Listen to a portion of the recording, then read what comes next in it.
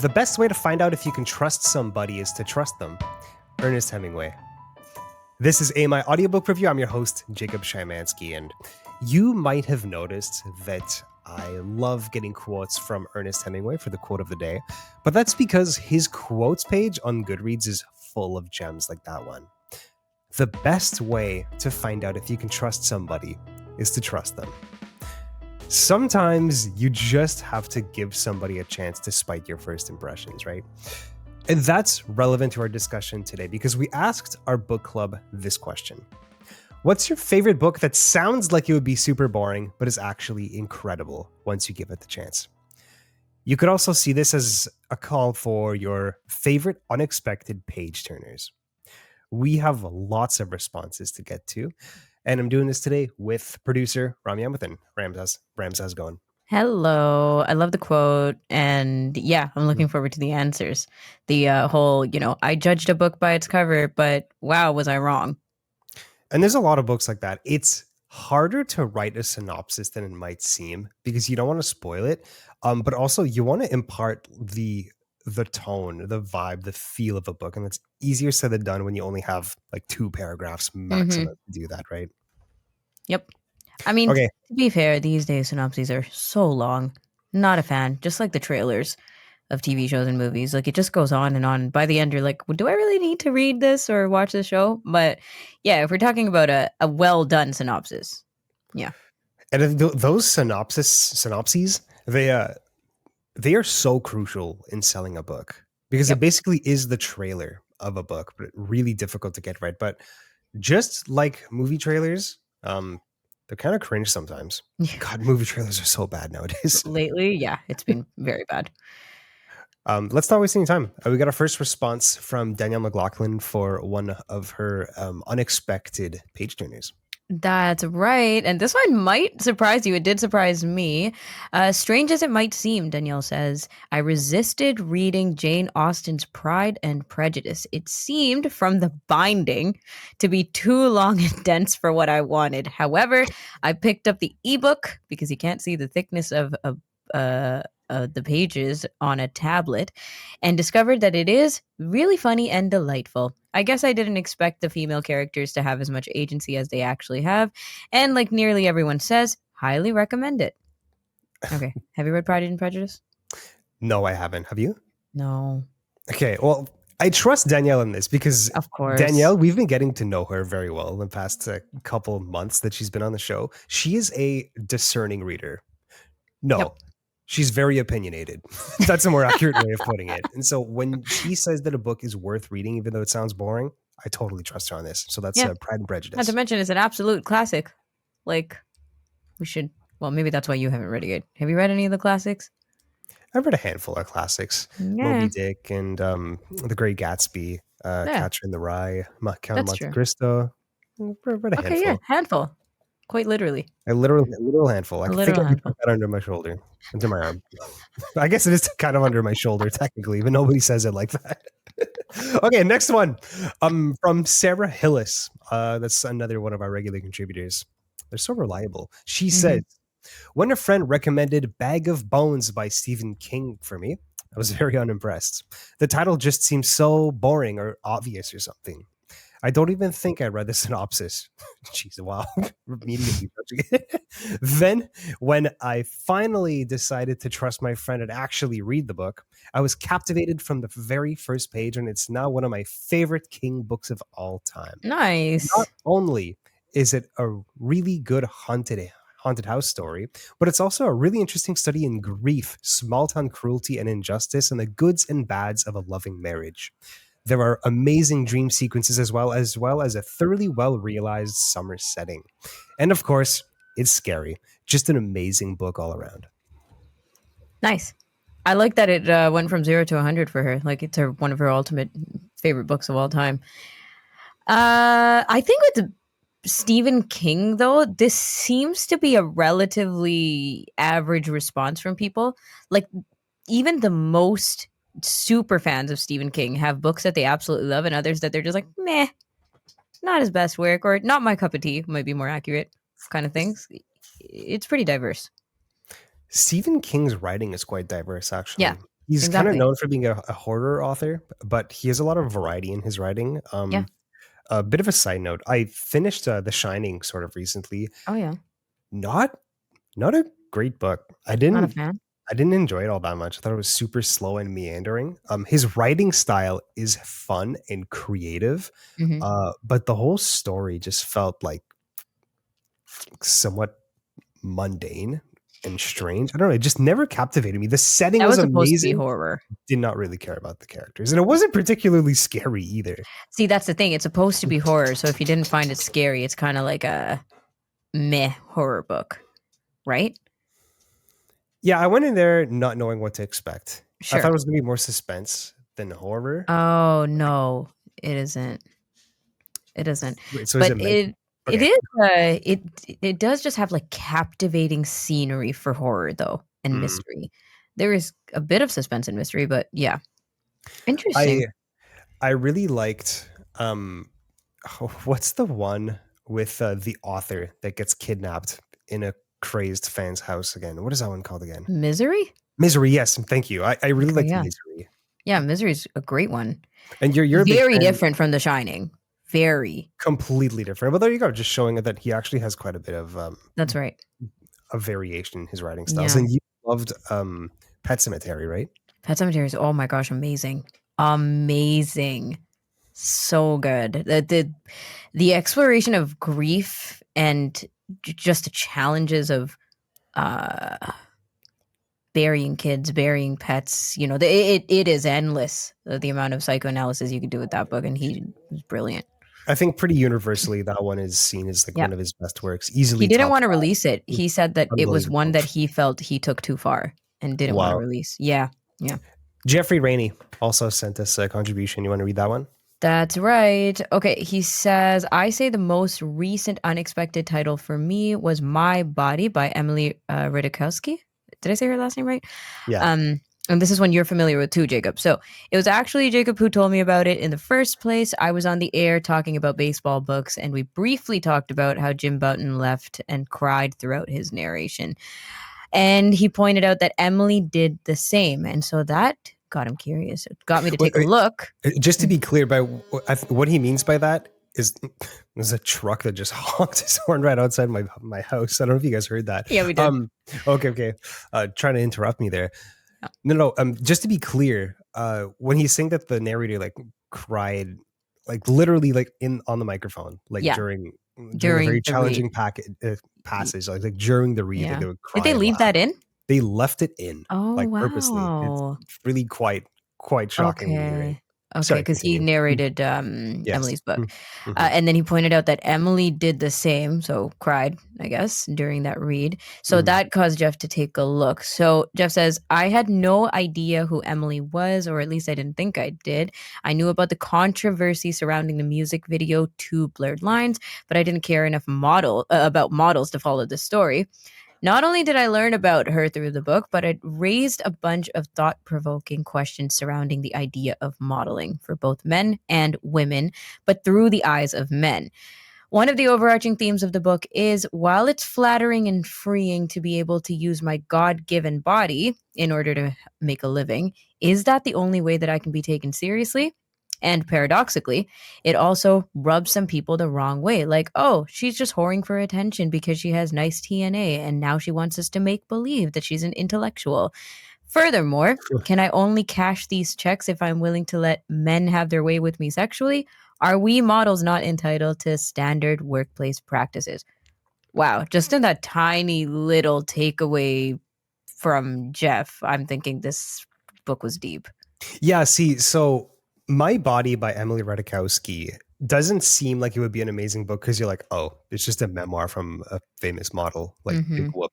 But I think what both Jeffrey and I got out of that book is that she has this fascinating um, openness and self-awareness of like what she is as a model. And she Mm-hmm. has these really interesting introspective passages about like the ethics and philosophy and meaning behind modeling.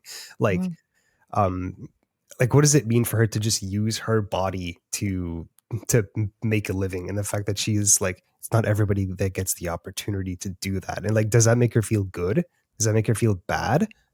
She can Is it do it, ethically but is wrong? it Like she can do it, but it's like right? morally right. Yeah, You know, and yeah. she doesn't offer too many answers, but it's fascinating to know how self-aware she is. And it was And actually surprisingly well written.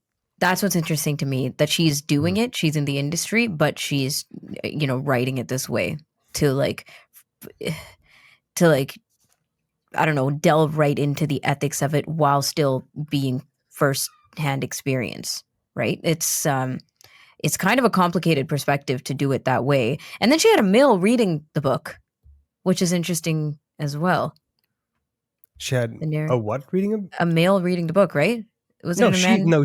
She narrated the book. So She who was narrated it? it What was herself. the thing about the baseball player? No, Jeffrey was making reference to I the am baseball so book. confused about that. Jeffrey Okay, was making start reference to a again. baseball book that he enjoyed, and in that book, the narrator started crying. And when we had that conversation back in the day, I mentioned that in Oh, My Body by Emily Jeffrey. Ratajkowski, she narrated that book and also had a passage where she Jeffrey started took us on crying. a journey there. Okay, Yep. so that he wasn't reading Emily's book. Yes. Scratch everything I said about the narration then. No. No. Okay. Emily narrated herself Her quite own well, book. actually.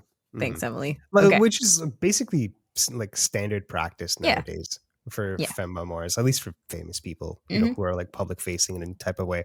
But can I offer one of my unexpected page turners? Yes. Educated by Tara Westover. This is a really popular book that got a bunch of awards a couple years ago. It's a memoir about a woman that was homeschooled in an ultra conservative Mormon American household and how she broke away to end up studying at Harvard and Cambridge in the UK. Oh. Um, and it's almost unheard of for memoirs of non-famous people to become successful, but this is one of the very few exceptions to that rule. You would think that this would be a somewhat shallow book with a basic education is important message. And like, yes, that is part of it, but the storytelling is incredible. And the character portrait she paints of her siblings and her parents is better than most fiction I've ever read. And there isn't a single memoir that I've read that I would describe as a page turner other than this one, Hmm. Educated by Tara Westover. Really? So it was much more than what you expected. Was it Mm. because of the way that it was written? Like, was it written in particularly clever She's a great ways? storyteller. Yeah, It's a memoir, but memoirs are still storytelling in a way. of course. Um, You're telling your own story. Her family was bonkers. And it was so interesting to hear the mentality that very isolated, ultra conservative Mormon households have about the government and healthcare. Like she had never been to a classroom until she was 17. She never saw a doctor until she was 17. Oof. Her mom was an unlicensed, how do you call that again? A wet nurse? Oh, okay, yeah. Like Sorry. an, Yeah. yeah, like, and her dad basically ran like a scrapyard and he refused to wear any kind of like protective equipment because he thought it was like shunning God. In wearing Hmm. protective equipment, you're like saying like, oh, God doesn't have my back. And so it's like a sign of faith to not wear a hard hat or wear like armored pants while using a chainsaw Wow. or anything like that. And he didn't let like his kids wear protective equipment either, and just made them do insanely dangerous things. So Hmm. her and her siblings and her dad and her mom constantly had injuries. And they solved a lot of things using like herbal remedies and stuff like that. And just the mentality of homeschooling, they thought that like no education was better than being educated by the government whatsoever. And so they Hmm. just had the wildest ways of thinking about things. And the one thing I'll remember out of this book is that she thought until she was like 17, when she finally got out of there, that reading a physical book, really entailed like physically looking at the page and with your index finger just going from the top of Oh, the you know binding what? to the You've bottom of the referenced this. binding.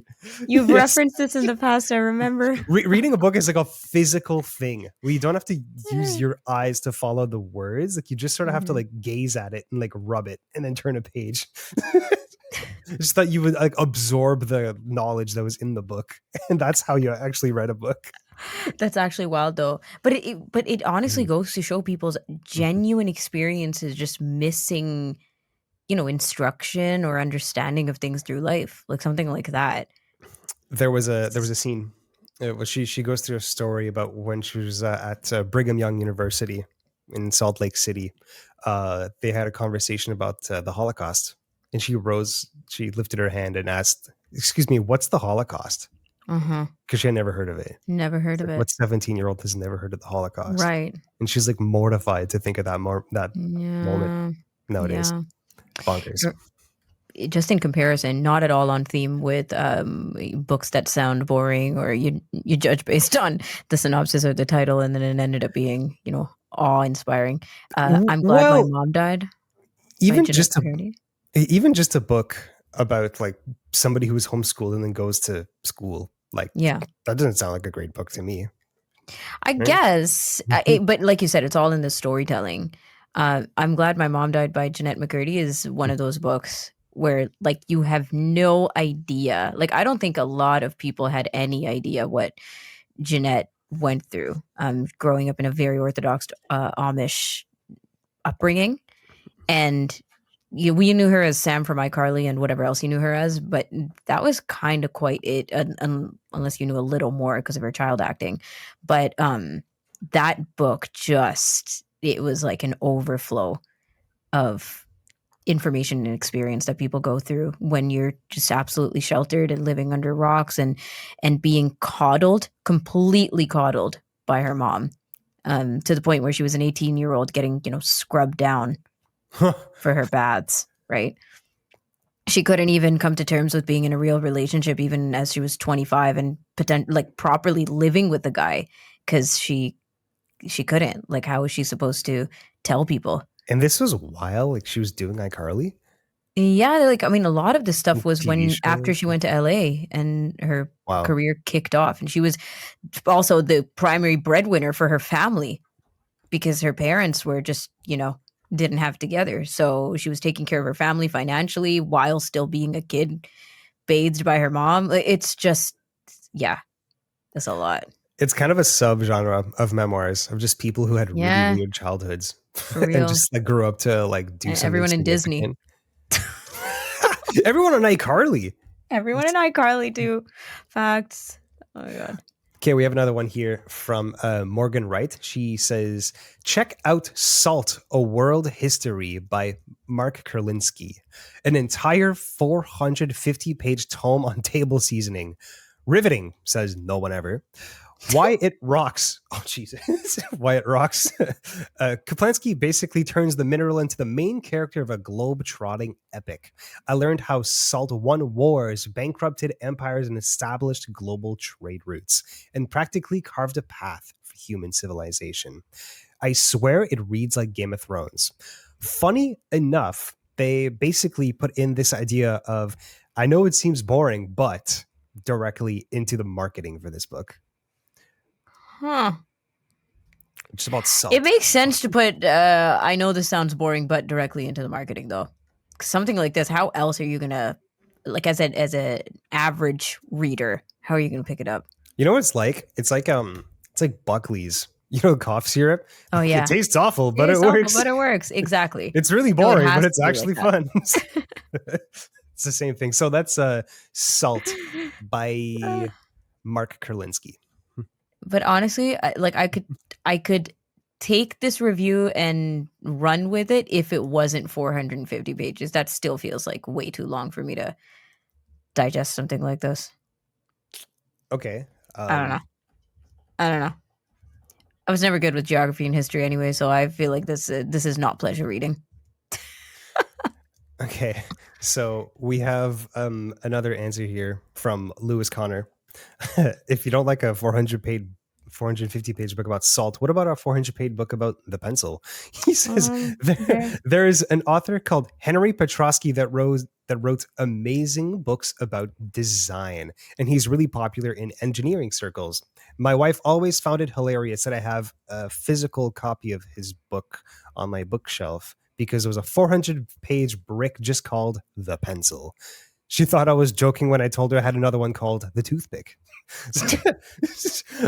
Petrovsky goes through the history of pencils and toothpicks in ridiculous depth, but always ties it back to practical principles of design that can be tied back to anything. Granted, you have to have some level of interest in practical design to get everything out of this book, but you can just tell that he's passionate about the topics here. 400-page book about the pencil. I looked up more information about this one Okay. and kind of mixed reviews out of it, but he really goes into like yes, the history of the pencil, but also like the manufacturing of it. It's kind of crazy how there was like this giant debate on what wood is the most practical wood to use for making pencils, and you have to consider God. like the grain, the price, the It's like weight, books. how it handles humidity, how you can like how it actually reacts to Okay. lead or graphite, how it like handles like It's like paint an and stuff instruction like manual that. on pencil making. It basically just points out that there is so much to consider in engineering, and often the simplest solution is the one that makes the most sense. But also pointing out that like all the materials you need to make a simple pencil that ends up costing like 20 cents come from every continent on Earth, excluding Antarctica. Oh, that's actually kind of interesting. But that's all I needed on it. The 2 minutes we spent. Yeah, I don't need. I just read to you maybe like half a Maybe page. like a 15-minute how it's made segment, but I'm not 400 pages. Like other than the engineering student who's picking this up, you know. But maybe that's the appeal of it. Maybe that's the appeal of it. What could he Okay. possibly have a 400-page book about the toothpick? It's just wood. There isn't even anything else. Yeah, but the history of the toothpick and wow, we're actually doing this. Probably the history of the toothpick and where it comes from, where we go, social norms, and all that kind of stuff. Can I read you Yeah. another? Can I Mhm. read you another submission from somebody? Yep. This is from Emily Moore. She writes, "The big necessity, the unmentionable world of human waste and why it matters." This is a book about the different policies that governments around the world use to manage our poo. Yes, it's a poop policy book, but think of how, but think of how often you poo and how rarely you think of it. I Huh. don't want to think about poo. No, I'm thinking about it right now, and it's making me uncomfortable. but the Um, sewage systems. she says, "It blew my mind at the different ways our waste are handled depending on where in the world you are. Think of how high tech Japan's toilets are, and then contrast that to places in the world where even in dense populated areas there isn't any sewage system. Even sewage systems and toilet regulations are different wherever you are in the world. Plus, consider that what we do with our poo touches so many sectors: city planning, agriculture, public health, anthropology, water supply management, class divide, environmental protections. This is the best crappy book I've ever read." Ha. Okay, Okay, Emily. Emily, come on. We got you. This one, on the contrary, I don't think would be boring at all. Like if I've read the synopsis to this one, um, but you might be cringing, thinking, "Why would I pick this up?" But it is actually. It sounds fascinating, especially the sewage system aspects.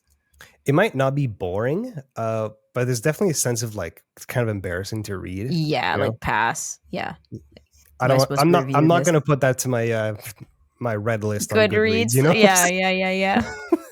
Probably not. Do you have one more that you want to share?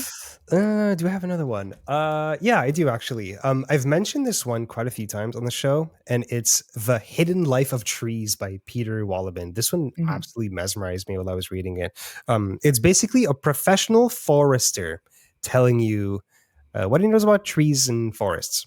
It sounds kind of tame, but I would frame it more as like your kindly grandfather enthusiastically telling you about everything that makes trees fascinating. Hmm. And he has a really great way of avoiding the mundane and really focusing on the things that are incredible. Like this is really meant to like evoke wonder out of these incredible beings that dominate our planet. Um, and one of my most memorable things that I pulled from this book was how all the different like species of trees, they all have like a niche that they're especially good at. and he kind of goes through all of them. Like, for example, birch. You never see huge birch trees, but it's because they're so good at so many other things that instead of concentrating on growing tall and huge over time, they concentrate on growing really fast. They grow incredibly fast, and they have basically a fire retardant bark. And that's why they have like distinctive white bark. On top of that, they almost like never succumb to termite infections because of infestations, because of like the chemistry of the sap that they have in their bark. Other trees like oaks, they grow very slowly but very steadily, and that's why oaks are famously really solid and really strong, some of the toughest woods. And then other trees, they focus on like being on hills, and so like they're the only ones that can really like live and thrive on like a really steep place. So they all have these little niches, and he goes into the intricacies of how pollination works for different trees, and how it really is like an absolute miracle that anything ever gets pollinated when you consider all the conditions that need to happen. Did he write this specifically for people who may not? For noobs, yes. Give a crap? Okay. For people who don't give it, well, I think if you pick up the book, you have to give a crap to a certain extent. What I mean is, like, if you have nothing to do with trees or have any interest in trees other than just, what if this book teaches me something? You know, does he write to that average listener, reader? I'd argue yes, because he writes to evoke the wonder in you, to make you look at them and make you care. Like, it doesn't feel like he's preaching to the choir or anything like that. There's a lot of little factoids that are very memorable. Because these reminds me of sections of what's the Indigenous Wisdom book? Sorry, can't remember the name of it. Braiding Sweetgrass by Walkmere. I can't remember her first name. Robin Walkmere. Robin, yes. She brings up these aspects as well, right? Like plants and their natural habitats or their natural tendencies, and just the way that nature works with each other for its own benefits and survival. But she kind of weaves it into all types of other things, whereas in the tree book, it is just that.